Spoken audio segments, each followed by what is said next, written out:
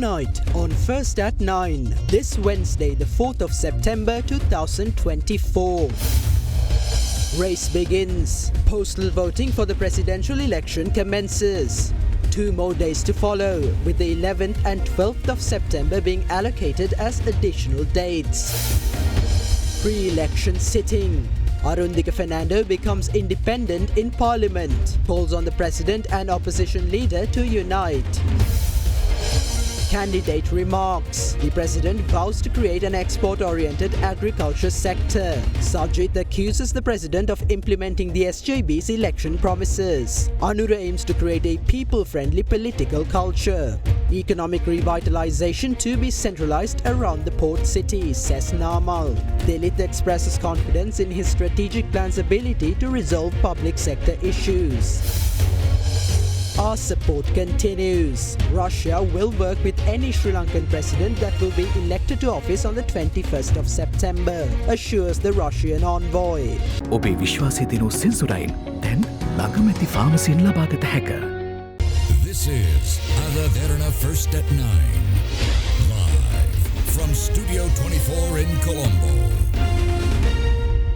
Good evening and welcome to tonight's edition of Derana First at 9. I'm Tarindu Mahendra, joining you live with the latest in Sri Lanka and from around the world. In your top story this evening, postal voting for the 2024 presidential election commenced today, marking the first round of voting in this year's poll. The first day of postal voting was reserved for officials of district secretariats, election officials and police personnel to mark their postal ballots. The Election Commission stated that no incidents of election violence or other irregularities were reported during the polls. It also emphasized that supposed election results from the first day of postal voting circulating on social media platforms are completely fraudulent and must be disregarded.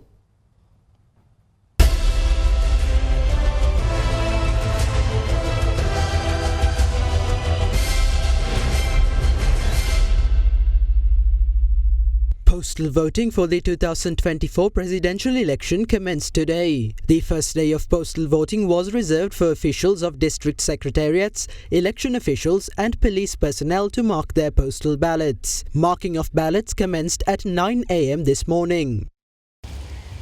A total of 712,319 public service employees are eligible to cast postal votes for this year's presidential election. Tomorrow and the day after have been reserved for employees of other government institutions and members of other security forces to mark their postal ballots. Postal voters who are unable to cast their votes on the initial dates can do so on the 11th and 12th of September at the district election office of the district in which their workplace is located.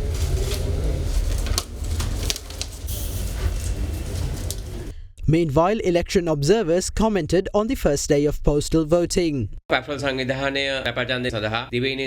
has deployed nearly 1,000 observers to postal voting stations across the island with a considerable number of voters. The government announced that cabinet approval has been granted for a public sector salary hike just before postal voting commenced. Moreover, other political parties have been issuing various promises to employees of the public service. We believe that public servants will consider these promises diligently before casting their vote, regardless of whom they vote for. Marking of postal ballots concluded at 4 p.m. The Election Commission stated that no incidents of election violence were reported on the first day of postal voting. Postal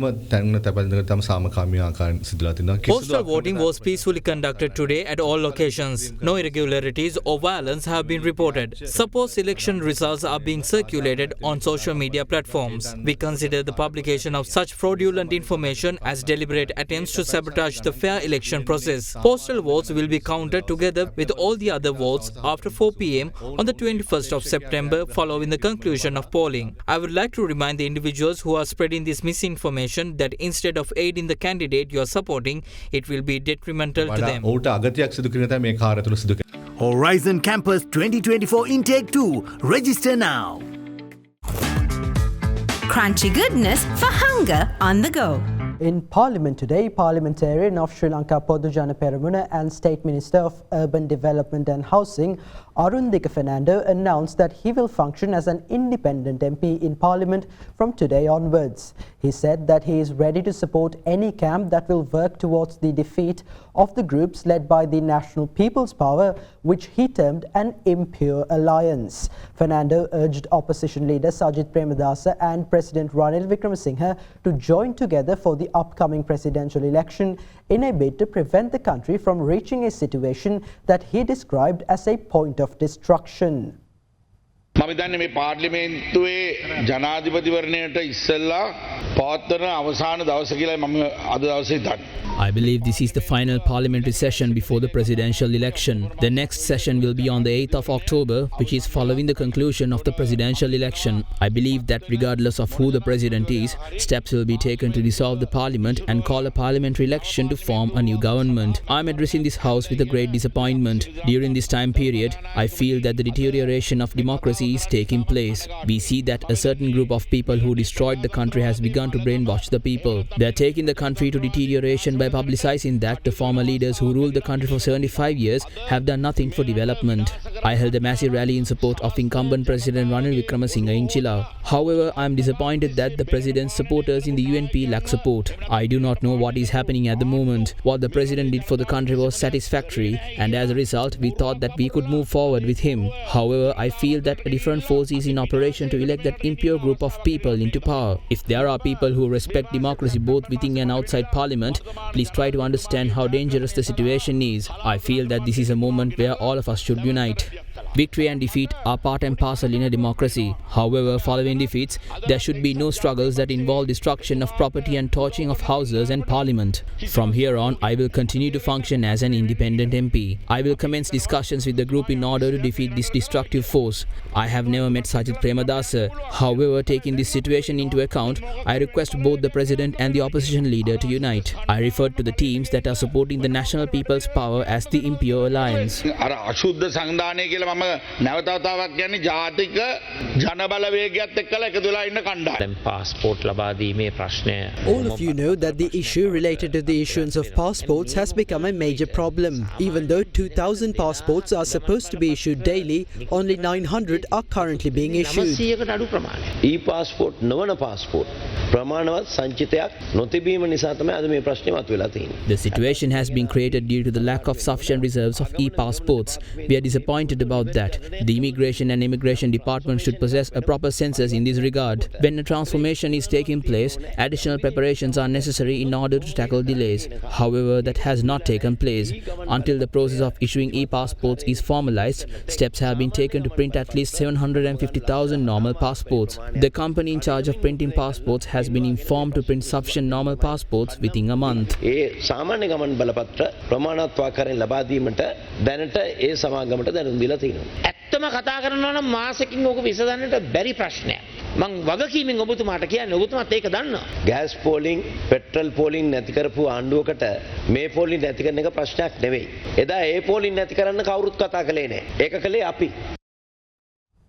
While urging the people to give him a mandate to continue the ongoing economic reformation program, President Ranil Wickremesinghe assured that an export-oriented agriculture sector that financially strengthens farmers and cultivators will be created during his potential second tenure as president. Addressing an election campaign rally in the Badulla district, the head of state said that Sajith Premadasa will never be able to defeat Anura Kumara Dissanayake in the presidential election. Meanwhile, State Minister of Investment Promotion Dilum Amanugam asserted that President Ranil Wickremesinghe is the only Sri Lankan leader with a backbone, as he was the only leader who intervened to resurrect the country from the economic crisis. An election campaign rally under the theme Puluwang Sri Lanka, pledging support to President Ranil Wickremesinghe, was held this afternoon in Mahiyanganaya.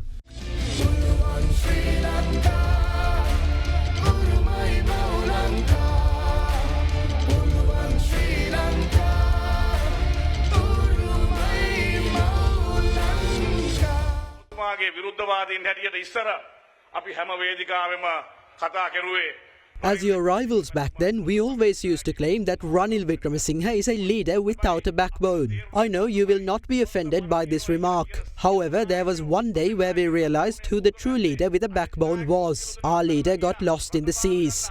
All the other leaders ran away.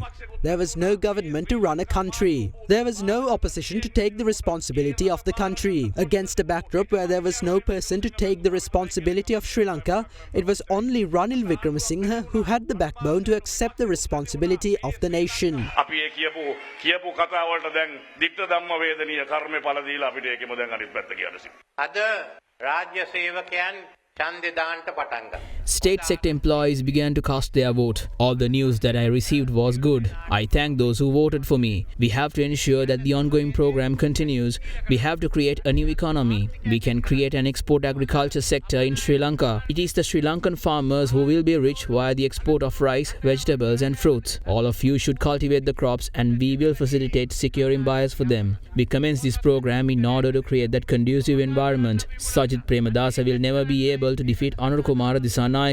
The presidential race in this country was always between a candidate from the government and the opposition. The opposition leader should ensure that no one else contests for the presidency from the opposition. I did not let that happen during my tenure as the opposition leader. Mahinda Rajapaksa also did the same. Sajith Premadasa could have done the same without wasting 2 to 3 hours in parliament every day to gossip. What has happened is that Anura Kumara Dissanayake has become a threat to Sajith Premadasa. Some people say that Anura might surpass Sajith. Keep in mind that Sajith cannot defeat Anura Kumara Dissanayake. Keep in mind to vote for the symbol gas cylinder on the 21st of September. Failing to do so will result in gas shortages and collapse in agriculture. මතක තියාගන්න සැප්තැම්බර් 21 වෙනිදා ගිහින් gas සිලින්ඩරේ ළඟින් කතිරේ ගහන්න. කතිරේ ගහන්න නැත්නම් ගෑසුත් නැති වෙනවා, කෘෂි කර්මෙත් නැති වෙනවා. Meanwhile, presidential candidate of the Samaga Jana Balawega-led alliance, opposition leader Sajith Premadasa, accused President Ranil Wickremesinghe and the government of implementing proposals presented by the Samaga Jana Balawega as part of their election strategy. Addressing a rally in Puttalam yesterday, Premadasa urged the public to be cautious and not be misled by the government's actions as the election approaches. Another rally to support the presidential candidate of the Samaga Jana Balawega-led alliance, opposition leader Sajith Premadasa, was held in Puttalam yesterday.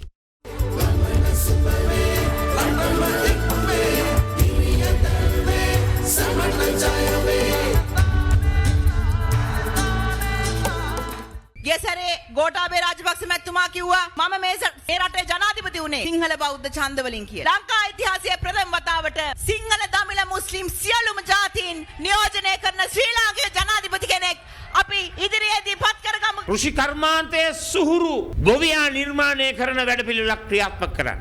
We proposed a plan to develop smart agriculture, guarantee a certified price for rice and provide 50 kilograms of fertilizer for 5,000 rupees. Additionally, we proposed fuel subsidies for farmers, three-wheeler, fishermen, school transportation and rice mills. We also decided to write off all agricultural loans. Now the incumbent government is planning to write off that debt. I would like to ask the government and the president, what have you been doing for the past 2.5 years? Despite this, the president, who has been inattentive, has suddenly woken up and is asking us to withdraw a proposal to increase state sector salaries, claiming he is also addressing this issue. I urge the public not to be deceived by these tactics. Meanwhile, the SJB held a summit for retired state workers in Colombo today. ජනාධිපතිවරණයක් ප්‍රකාශයට පත්වී තිබෙන මොහොතක With the presidential election approaching, many are expressing concern for retired state workers. However, the SJB did not start focusing on the needs of retired estate workers because of the election. We began this program on the 24th of August 2020. It was the SJB and the SJB-led alliance that pushed this government to address the issue. ඔබ වෙනුවෙන් නැගී යුතු හඬ නැගුවේ නැහැ. Presidential candidate of the National People's Power, Anura Kumara Dissanayake, assured that if elected to the office of president, he will ensure that politicians are held accountable to the law. Addressing an election rally in Parnadura, Dissanayake assured that if elected, his government will implement political reforms that make the system more trustworthy and appealing to the younger generation.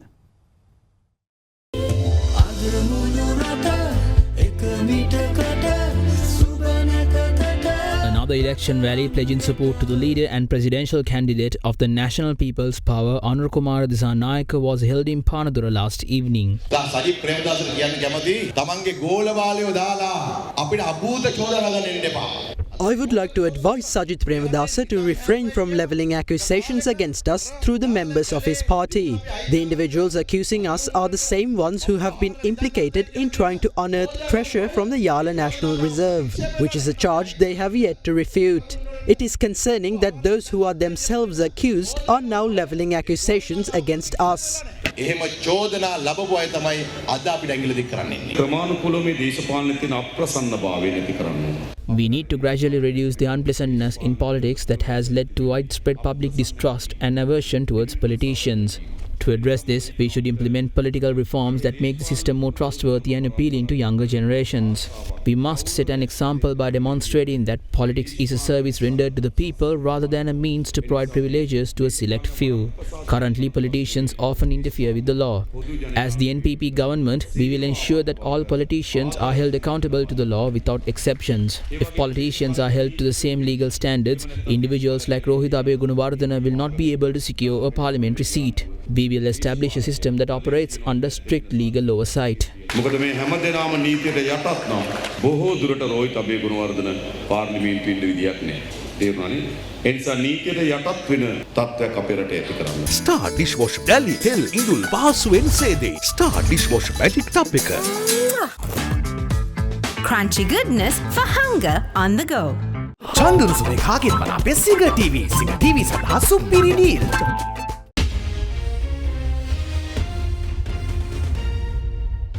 Welcome back.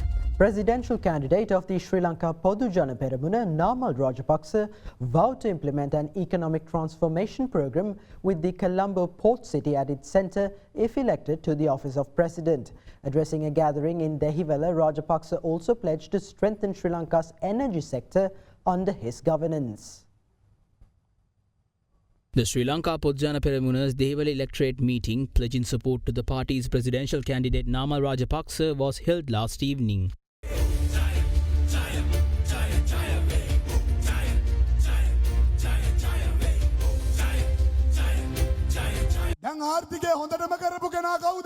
Ranil Wickremesinghe claims that he improved the country's economy and eliminated queues. I challenge President Wickremesinghe to address the long queues near the passport office. If he can't solve this issue, it shows that his achievements are more about leveraging the work of others rather than making genuine improvements.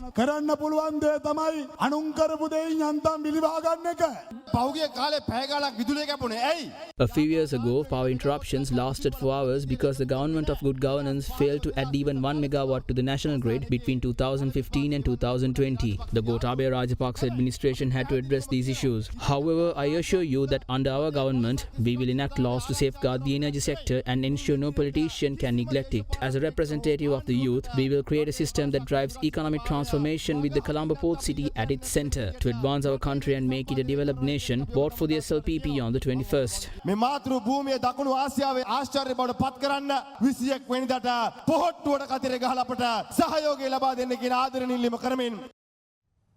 Meanwhile, Salvajana Balay presidential candidate Dilip Jayavira stressed that he intends to follow a strategic program to address the concerns of public sector employees if elected to the office of president instead of issuing unrealistic promises. Addressing a media briefing in Colombo today, Jayavira stated that he plans to provide debt relief to the public servants through the state banks if elected to office, which according to him will be more beneficial than proposed salary increments.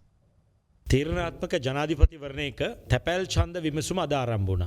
voting for the crucial presidential election commenced today. We attempted to obtain a rough consensus through our widespread network of regional organizers. However, this is merely an observation. As anticipated previously, the concept of an entrepreneurial state, a happy nation, has obtained a favorable response from 40% of the people. A majority of public sector employees are currently in debt. They have obtained loans through various schemes. schemes. In order to ease this debt burden, we propose to consolidate all of this debt and restructure it through the state banks. Through this, we will be able to provide loans at a low interest rate. That is a logical and practical move and is more beneficial than the salary increments pledged by other presidential candidates. Through our strategic plan, we have proposed a number of such programs to address the concerns raised by the public sector employees of the country. රජයේ සේවකයින්ට ගෞරවනීය රාජ්‍ය සේවයක් ඇති කර ගැනීම සඳහා අවශ්‍ය වූ විසඳුම් අපි උපාය මාර්ගික වැඩපිළිවෙළ තුළ ඉදිරිපත් කළා තියෙනවා. ඒ සේවාවන්ට අදාළව. එතකොට ලන්සු තියතිය වැටුප් වැඩිවීම ගැන කතා කරනවා ප්‍රතිපත්ති ප්‍රකාශනවල වේදිකාවල. ඔබේ වැඩිවීම කීයද? දැන් පඩි ගෙවන්න විදිහක් නැති රජයම 125කින් පඩි වැඩි කරලා තියෙනවා. The government that at one point said it was unable to pay salaries has now pledged to raise the salaries by 25%. More than 2 billion rupees is required to raise these salaries. This being the case, how can we have confidence in such promises? Anura Kumara has proposed to increase salaries every 6 months. How is this even possible? How do we obtain funds for this? However, we have proposed to grant bonuses for public servants based on their efficiency. රජයේ සේවකයින්ට දිරිදීමනා ලබා දිය යුතුයි. දැන් වෙනසක් බලාපොරොත්තුෙන් තමා දැන් NPP එක පිටුපස යන්නේ. ඔබ ඒ වෙනසට වෙනසක් දෙන්න ලැහැස්තිද? ජනතා විමුක්ති පෙරමුණ කියන වෙනස මොකක්ද? What is the change put forward by the JVP? If that change is not included in their manifesto, where is this change they are talking about? If Anura Kumar himself has not changed, and if no change is visible in his rallies or in the election manifesto, and if he has no strategic plan to develop the country, how can the people trust him to take over this country? කොහොමද මේ මිනිස්සු ඒකන විශ්වාසය තියන්නේ? දැන් ඔබ රනිල් වික්‍රමසිංහ සහ සජිත් ප්‍රේමදාස ගැන ඒ දෙස බලන්නේ නැද්ද? ඒ විදියට නෙමෙයි මම කියලා තියෙන්නේ බොහොම පැහැදිලිව. As I've said earlier, they are not at all suitable to assume a country's presidency. This is because they are unable to make a difference. They will follow the same process if elected to the presidency. දැන් ඔවුන්ගේ පොත් දෙකේ තියෙන්නේ මොනවද? පරණ වැඩේමනේ. අලුත් දෙයක් තියෙනවද? ඒත් වැල් පාලමේනේ. Now, against a backdrop where presidential election will be held soon to determine who Sri Lanka's next president will be, Russian ambassador to Sri Lanka, Levant Zagarian, assured that his government is ready to work with any candidate who will be elected to the office. He made these remarks while addressing a media briefing held in Colombo last evening. Commenting on the proposal regarding the establishment of a nuclear power plant in Sri Lanka, the Russian envoy reiterated that the decision regarding the establishment lies in the hands of the Sri Lankan government.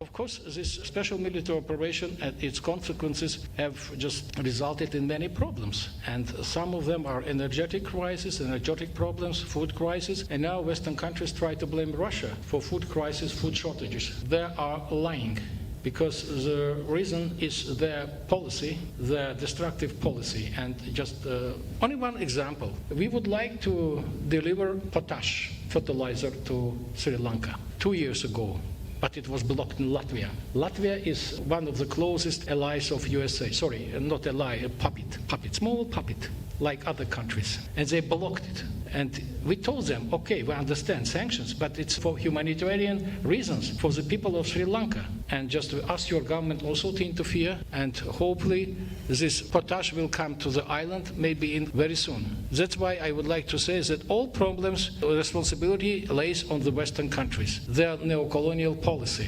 They are responsible for the problems the African countries, some Asian countries are facing today. Totally. You want to have friendly relations with all countries, it's good. Unlike Western countries, we don't say you mustn't have good relations with this country only for us, you must make a choice, either we or them. No, you can have good relations with everyone, it's your right. And we are very happy with such very good and friendly relations with Sri Lanka. You are in the eve of elections, presidential elections. I said it during my speech, at the National Day, that we don't interfere into your domestic affairs. We don't lecture you. It's up to you people to decide who will be the next president of Sri Lanka. And we will respect your choice, and we are ready to work with any president, any government which will be elected by your friendly people.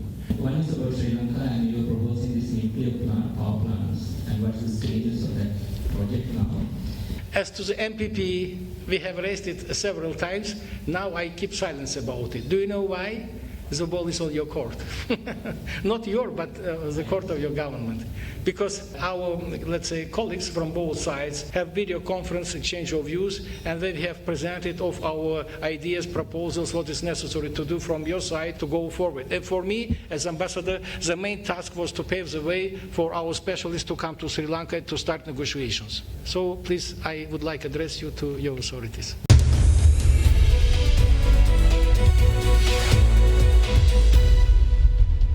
Welcome back. The Colombo Bourse closed in green today, snapping a 12-day losing run as a result of price gains in counters such as Commercial Bank, Sampath Bank and Melster Corp, with the turnover crossing 1.4 billion rupees.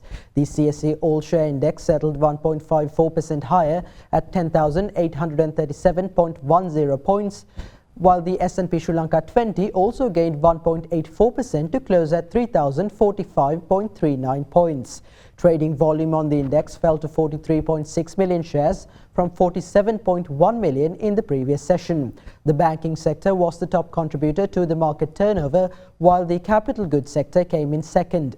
Foreign investors were net sellers, offloading stocks worth 99.9 million rupees, while domestic investors were net buyers, purchasing shares worth 1.4 billion rupees.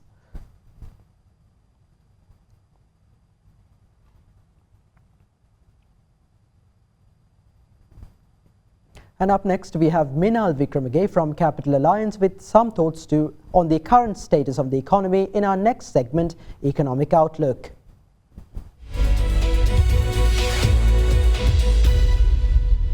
Starting with inflation, the Colombo Consumer Price Index, or the CCPI, showed a significant slowdown in headline inflation, which sharply decelerated to 0.5% in August 2024, down from 2.4% in July 2024. In the monetary sector, the weekly average weighted prime lending rate for the week ending August 30th, 2024 remains stable at 9.13%. The average weighted call money rate increased slightly, recording 8.75%, up from 8.5% at the end of the previous week. Meanwhile, the financial sector experienced a significant increase in market liquidity, with the total outstanding market liquidity surplus rising to 71.04 billion LKR by August 30th, 2024, compared to 33.9 billion LKR from the previous week.